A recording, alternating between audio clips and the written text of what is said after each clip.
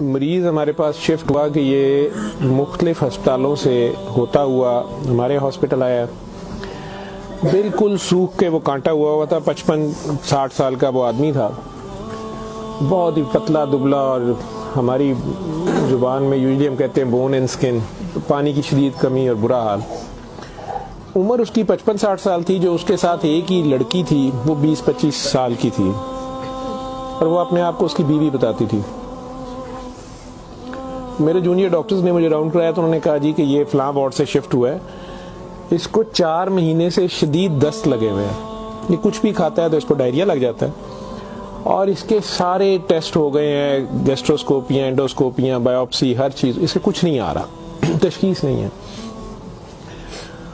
لیکن اب اس کی حالت اتنی بگڑ گئی ہے کہ یہ آئی سی یو میں شفٹ ہو گیا ہے, وینٹیلیشن کے لیے ہوا ہے, اور اس کو کوئی دوائی کام نہیں کر رہی ہے.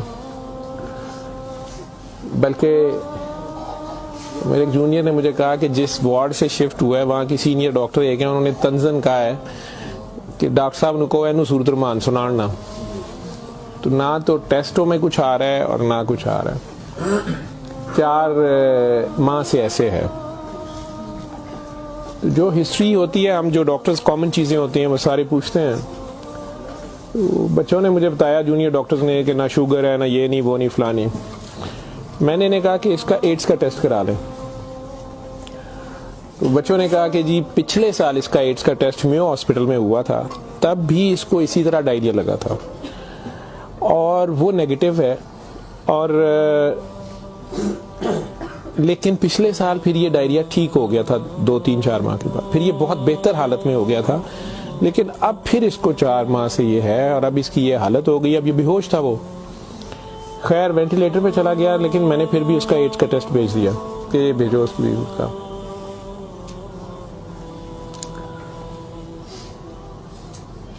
سورہ رحمان ہمارے آئی سی یو میں ویسے ہی لگتی ہے, صبح دوپہر شام, کئی بار مس ہو جائے, دن میں کم از کم ایک بار ضرور لگ جاتی ہے. کوئی نہ کوئی ڈاکٹر نرس ڈیوٹی اپنی سمجھ کے اس کو لگا دیتے ہیں. وہ بھی لگ رہی تھی, سارے پیشنٹس تھے. جہاں تک جتنی میری یادداشت ساتھ دیتی ہے کہ تیسرا دن تھا تو میری جونیئر ڈاکٹر کا مجھے فون آیا, بڑا پینکی. اس نے کہا کہ سر یہ پیشنٹ جو ہے اس کی حالت تو خراب ہی ہے, ویسے ہی ہے, بہتر نہیں ہو رہا یہ والا پیشنٹ, اس پہ اچانک ایک چینج آئی ہے کہ یہ سورہ رحمان جب بھی لگتی ہے, میں نے نوٹ کیا ہے, لیکن نرسز صبح سے بتا رہے تھے, لیکن میں نے یہ نوٹ کیا اب کہ جب بھی لگتی ہے اس کے ناک منہ سے, ویسے اس کے پائپ ڈالا ہوا تھا, پھیپھڑے, ہم سانس, اس کو مشین, سانس والی مشین سے جو ہے نا وہ اس کے لیے پائپ ڈالا ہوا تھا, ناک میں بھی ایک نالی تھی معدے کے لیے, بے ہوش تھا. اس نے کہا جی اس کے ناک میں سے سنڈیاں ابلنا شروع ہو جاتی ہیں باہر کو, اور نرسز اس کے اوپر ڈیوٹی کرنے سے تنگ ہو رہے ہیں. تو اب سکر ایک مشین ہوتی ہے جس سے ہم مریض کے اندر سے ایک بلغم نکالتے ہیں جو نیگیٹو پریشر سے سک کرتی ہے. سر اس کو ہم سک کرتے ہیں, لیکن یہ نہیں سمجھ آ رہی کہ یہ کہاں سے آ رہے ہیں.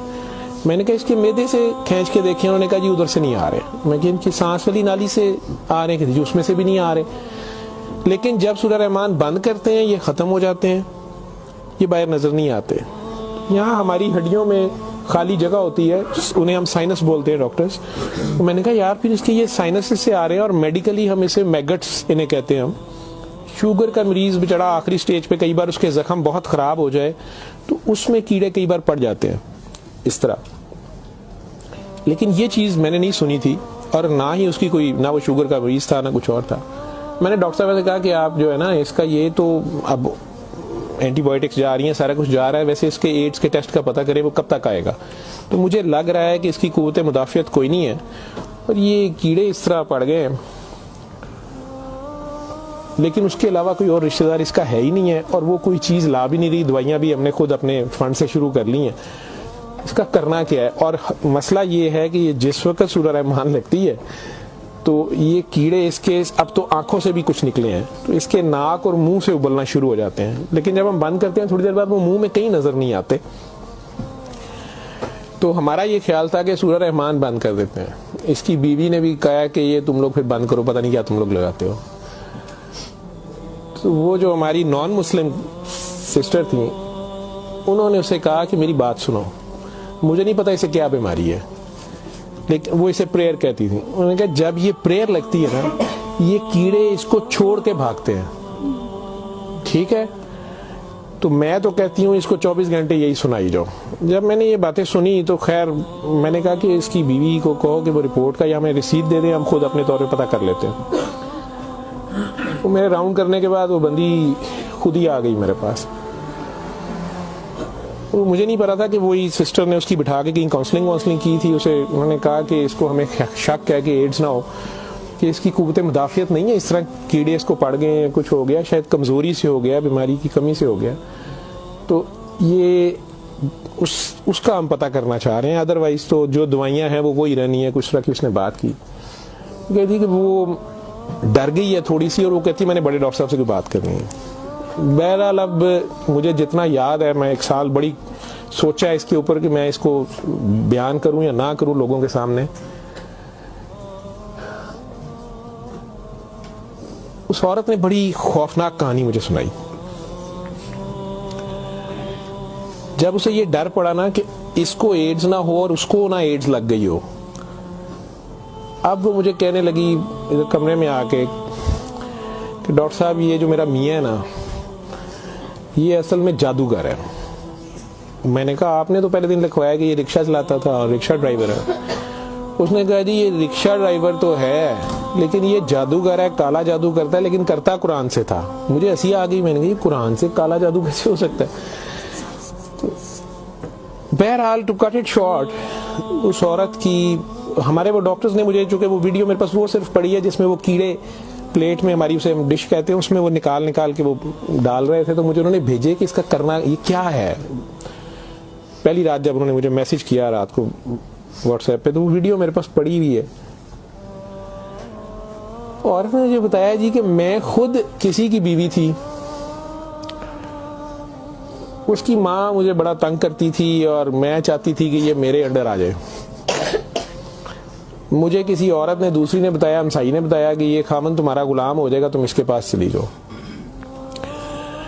باقی تفصیلات میں نہیں جاتا. جو کچھ اس نے مجھے بتایا, اس نے کہا جی کہ یہ اس کا جادو کا توڑ ہی نہیں تھا اور اس کا کام لازمی اس کا ہوتا تھا, یہ جیسے بھی کرتا تھا. طریقہ کار اس نے کیا کہا جی, اس نے کمرے میں اندر ایک گاؤ تکیہ رکھا ہوتا تھا, اس کے اوپر اس نے وہ جس طرح اسمائلی ہوتا ہے, جو مجھے سمجھ آئی کہ اس نے کوئی بت سا بنایا ہوا تھا, اس کمرے میں یہ بٹھاتا تھا اور وہ لوگوں کو پہلے تو قرآن شریف بھی پتہ نہیں پڑھنے وہ کہتا تھا, کچھ کرتا تھا, پھر ان کی بات سنتا تھا, سارا کرا کے جو مجھے اس کا طریقہ واردات سمجھ آیا یا جو بھی تھا. اس نے کہا جی کہ جو غرض مند ہوتا تھا نا, وہ دیوانہ عورتیں بڑی دیوانی ہوتی تھیں, ٹھیک ہے, یا ینگ لڑکے لڑکیاں کہ میری وہاں شادی ہو جائے, وہاں ہو جائے, اولاد ہو جائے, کئی لڑکے آتے تھے. تو جو اس نے سب سے گندی بات مجھے بتائی, بڑی فضول جو اس کی حرکت تھی یا جو بھی, وہ اسلام تو ہو ہی نہیں سکتا. اس نے کہا جی یہ ان عورتوں کو اور اپنے بارے میں اس نے کہا کہ میں نے بھی یہ غلطی کی, میرے سے بھی یہ گناہ ہوا, لیکن مجھے گناہ ثواب کا اتنا نہیں پتا تھا. تو یہ پہلے وہ تکیے کو سجدہ کراتا تھا, خود اس کے پیچھے کھڑا ہو جاتا تھا, پھر وہ کہتا تھا کہ یہ اصل میں تم لوگوں پہ کالا جادو ہوا ہے, اس کو توڑنے کے لیے پتہ نہیں نوری بڑا ضروری ہے, ٹھیک ہے. پھر وہ ہمیں کہتا تھا کہ وضو کر کے آؤ, ٹھیک ہے, وضو کر کے آتے تھے, وہ پتہ نہیں کون سی صورت پر وہ کئی صورتیں مکس کرتا تھا. یہ سب کرتے کراتے 1-2 سیشنوں کے بعد کچھ نہیں لیتا تھا. پھر جو زیادہ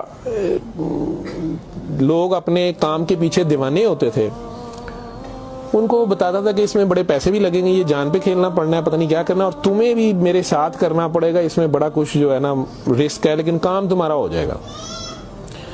جو بھی اس کی کہانیاں تھیں, جو اس کو بعد میں کسی اور وجہ سے پتہ چلی, جو مجھے وہ بتا رہی تھی کہ جی یہ عورتوں کے ساتھ بھی اور ینگ لڑکوں کے ساتھ یا مردوں کے ساتھ بھی غلط کام کرتا تھا, پھر انہیں اپنا گند کھانے پہ مجبور کرتا تھا, پھر انہیں پتہ نہیں کون سے کوئی آیت بنائی ہوئی تھی یا کوئی نام تھا, پتہ نہیں کیا, کہ عربی کے جی یہ پڑھ کے نا تم نے یہ مکسچر جو ہے نا, یہ ہنڈیا پکاتے ہوئے تھوڑا سا بیچ میں گند ڈال دینا ہے اور اپنے خامن کو کھلا دینا ہے, یا اس لڑکی کو کھلا دینا ہے, یا اس کو کھلا دینا ہے. تو میں اپنے خامن کے ساتھ یہ سارا کچھ کیا میں نے. اب مجھے بتائیں کہ جب وہ اس بندے کے ساتھ ہی سو گئی تو اس کے خامن تو وہ رہا ہی نہیں ہے نا, تو نہ وہ مسلمان رہی ہے, نہ وہ یہ حرکتیں ساری. اب اس کے بعد بقول ان خاتون کے, اس لڑکی کے, کہ جی وہ خامن جو میرا تھا اس میں تو تبدیلی نہیں آئی, اس نے مجھے فل مارنا شروع کر دیا. اور مجھے اس کی میرے تڑپ اس کی طرف بھاگتی تھی کہ میں اس کے پاس آؤں. تو پھر میں نے اس کے پاس ویسے آنا شروع کر دیا کہ میں نے تمہارے ساتھ شادی کرنی ہے, میں نے ادھر سے طلاق لینی ہے, میں نے یہ کرنا ہے وہ کرنا ہے. تو میں انہیں بتائے بغیر اس کے پاس آ گئی. اس کے ساتھ میں 6 ماہ رہی. اس نے کہا کہ پھر ایسے ہی رہنا پڑے گا, اور اس سارے کام میں شامل ہوئی.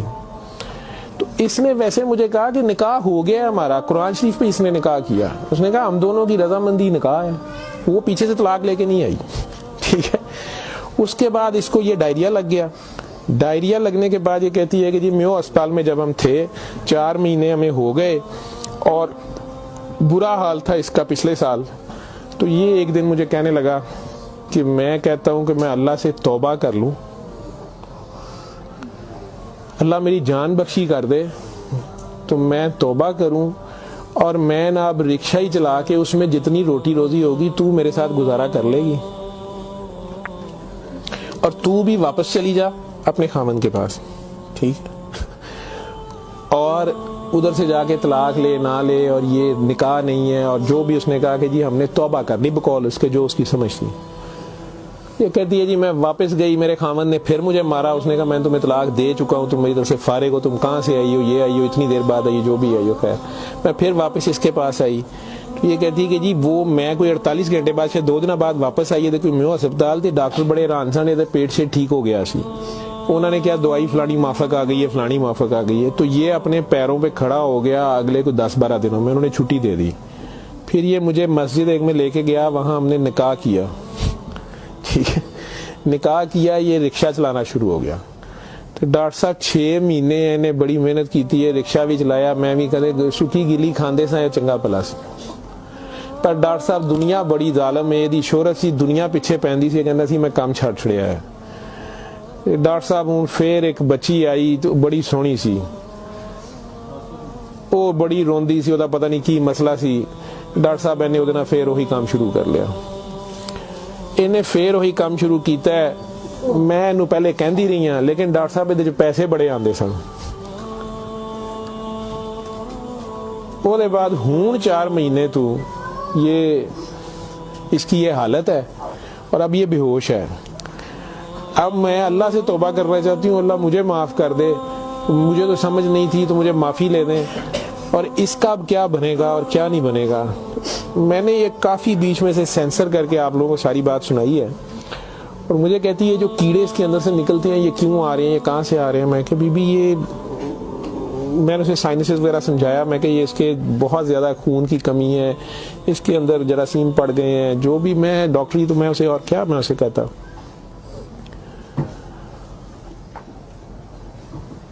اور اس وقت ساری بات سنا کے تو اس نے وہ رپورٹ اندر سے نکالی, اور مجھے کہتی ہے جی یہ رپورٹ میں تو اس کو HIV کی رپورٹ تھی کہ جی وہ اتنے رپورٹ والے مینوں کہا ہے کہ ڈاکٹر صاحب فوراً جا کے دیو, تو تسی وہ لیبارٹری میں کہیں پوچھتی رہی. تو انہوں نے کہا جی تسی اتھوں جا کے پوچھو. تو میں دسیا میرے خامن دی, مینوں دسو, نے کہا تسی اپنی بھی کراؤ. تو ڈاکٹر صاحب یہ رات دی میرے کول ہے, تو مینوں تو نہیں بیماری ہوئے گی, میں سورۃ الرحمان سن لا. میں نے کہا جی آپ بھی سنیں, 7 دن سنے, میں آپ کو کیا کہہ سکتا ہوں. 1 دن وہ اور زندہ رہا, بندہ مر گیا. آخر تک اس کے کیڑے وہ آتے رہے اسی طرح. جب بھی وہ سورہ رحمان لگتی تھی وہ ایسے ہوتا تھا جیسے ابلتے تھے باہر کو, ناک سے اس کے, مطلب وہ 1-2 نہیں ہوتے تھے کہ جنہیں آپ پکڑ کے سائڈ پہ کر دیں.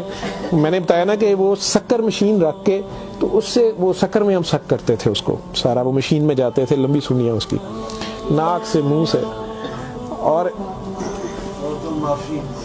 آخر میں وہ عورت بھی اس کی ڈیڈ باڈی لینے میں بھی تیار نہیں تھی. نہیں جی یہ میں انہوں کتنے دباں گی, یہ وہ. میں کہ نہیں اب اس کو, یہ تو آپ نہیں لے کے جانا, ہم ہاسپٹل سے ہم اور کیا کر سکتے ہیں. اللہ جانے کی سال پرانی بات ہمارے ہاسپٹل میں رہ کے گیا ہے پیش. اول تو مسلمان نہ جادو کر سکتا ہے, اگر وہ جادو والا علم کہیں سے سیکھ بھی لیتا ہے یا اپنے طریقے سے وہ سمجھتا ہے وہ جادو کر رہا ہے, تو وہ مسلمان نہیں رہتا. ایک چیز, قرآن کو ہی لوگ مس یوز کرتے ہیں, ناپاک حالت میں غلط طریقے سے بڑا کچھ کرتے ہیں, اور کئی بار ہم ناسمجھی میں بھی اپنا خسارہ بڑھاتے ہیں, ہمیں سمجھ نہیں ہوتی اور ہم کچھ چیزیں کرتے ہیں. قرآن خود کہہ رہا ہے کہ اس سے مومن کے لیے شفا اور رحمت ہے، اور ظالم اسی میں سے اپنے لیے خسارہ بڑھاتے ہیں۔ اپنی جان پہ ظلم کرنا بھی ظلم ہی ہوتا ہے۔ تو اول تو مسلمان جادو نہ کر سکتا ہے، نہ کسی دوسرے پہ کرواتا ہے، اگر دوسرے پہ بھی کرواتا وہ مسلمان نہیں رہتا۔ جب آپ جادو کے چکر میں پڑیں گے یہ خود شرک ہے، آپ اللہ بننے کی کوشش کر رہے ہیں نا، آپ اپنی مرضی کے ریزلٹس لینے کی کوشش کر رہے ہیں، ٹھیک ہے، مافوق الفطرت طریقے سے، اور پھر اس سے زیادہ بڑی بدبختی کہ اللہ کے کلام کو مس یوز کر کے سارا کر کے، تو وہ مسلمان نہیں رہتا۔ میں نے اس دن بھی بتایا تھا، وہ بچی امریکہ سے جو فون کر رہی تھی آپ لوگوں کے سامنے، یہاں میں نے اسے کلمہ شہادت پڑھایا تھا، اسے دوبارہ کلمہ پڑھوایا تھا کیونکہ اس کو پتہ نہیں تھا، یہاں وہ آئی تو وہ اس سے یہی کام کسی اور نے کروایا، وہ مسلمان رہ ہی نہیں گئی ہوئی تھی، اور خامن سے لڑائی اس کی چل رہی تھی، ان کا آپس میں فساد ہو جاتا تھا، ٹھیک ٹھاک پرابلم میں تھے، صرف اسے دوبارہ سے باوضو ہو کے آپ کلمہ پڑھیں، زندگی میں اگر ایسی کبھی غلطی کر دی ہے تو اللہ سے معافی مانگیں اور دوبارہ سے کلمہ پڑھ کے مسلمان ہو۔ دوسرا، اگر آپ میں سے کسی کو وہم ہے کہ آپ لوگوں پہ جادو ہے تو کسی بابے کے پاس جانے کی ضرورت نہیں ہے۔ یہ تو فٹافٹ آپ لوگ کہتے ہیں کہ جادو برحق ہے، اور جی جادو نبی کریم صلی اللہ علیہ وسلم پہ بھی ہو گیا تھا۔ نبی کریم صلی اللہ علیہ وسلم نے اس کو کیسے توڑا تھا، انہوں نے کیا طریقہ بتایا ہے؟ ایک بار سورہ فلق، ایک بار سورہ ناس، یا آپ 3 بار سورہ فلق 3 بار سورہ ناس پڑھ لیں، جادو ختم ہو گیا۔ اعوذ باللہ من الشیطان الرجیم پڑھتے ہی ختم ہو گیا۔ ویسے تو مسلمانوں پہ تو ہوتا ہی نہیں ہے، میں نے سورہ مومنون کی 89 آیت بار بار ریفرنس دیا ہے، میں کسی بحث میں نہیں مذہبی میں پڑھنا چاہتا، اللہ بڑے واضح طریقے سے اس میں بتا رہے ہیں کہ ان سے پوچھو، سورہ مومنون میں 84 سے 89 تک، ان سے پوچھو کہ آسمان اور زمین کا مالک کون ہے، یہ سارا کچھ کس نے بنایا، یہ فوراً کہیں گے اللہ نے۔ ان سے پوچھو تمہاری زندگی اور موت کا ہر چیز کون فنی، کہیں گے اللہ نے۔ ان سے پوچھو پھر تم کہاں سے جادو کر دیے جاتے ہو، جب ہر چیز کا مالک وہ ہے تو پھر یہ جادو تم لوگوں پہ کہاں سے ہو جاتا ہے؟ یہ ہماری اپنی سوچ میں ہوتا ہے۔ 99% لوگ تو سائیکی کے مریض بنے ہوتے ہیں، اور یہ اصل میں آپس کی نفرت ہوتی ہے، ہماری آپس کی نفرت، حسد، کینے، بغض، لالچ، ہوس، یہ جو ہماری سوچ کی لہریں ہیں یہ ضرور ایک دوسرے کو ڈسٹرب کرتی ہیں۔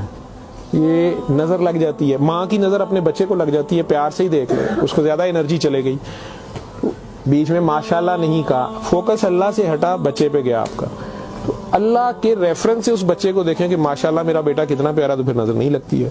یہ باتیں آپ کو سمجھائی گئی ہیں، اس فوکس آپ کا اللہ رہے۔ نعوذ باللہ نعوذ باللہ نعوذ باللہ، کئی بچے میرے ساتھ زیادہ پیار سے جب زیادہ چلتے ہیں، آپ اللہ ہیں، نعوذ باللہ میں اللہ کیسے ہو سکتا ہوں؟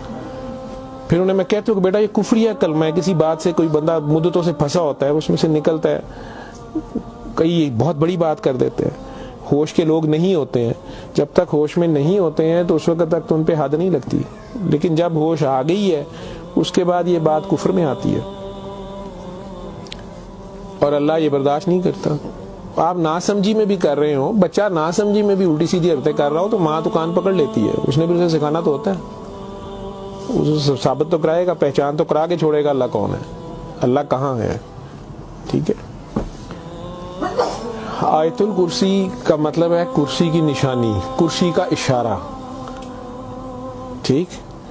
جب آپ خوف کی حالت میں ہیں تو وہ پڑھ لیں، یا آپ کو لگتا ہے کہ ہمیں کوئی مسئلہ نہ ہو تو پڑھ لیں، تو اس کا مطلب یہ نہیں ہے کہ وہ آیت الکرسی کے لفظ یا آیت الکرسی کے وہ آپ کی حفاظت کرتے ہیں، اس کا مطلب کیا ہے؟ عربز کو تو پتہ چلتا تھا پڑھتے ہوئے کہ وہ کیا کہہ رہے ہیں، وہ ساری اللہ کی حمد اور اللہ کی شانیں بیان ہو رہی ہیں۔ تو کرسی کی بات ہو رہی ہے کہ کرسی زمین و آسمان پہ ہر طرف وہ ہے، تو اصل میں تو کرسی والے کی بات ہو رہی ہے، تو جو کچھ کرنا ہے کرسی والے نے کرنا ہے، تو اگر کرسی والے سے آپ کا دھیان ہٹ گیا، ٹھیک ہے، تو آپ کرسی کی پوجا شروع ہو گئے، تب بھی پھنس گئے آپ۔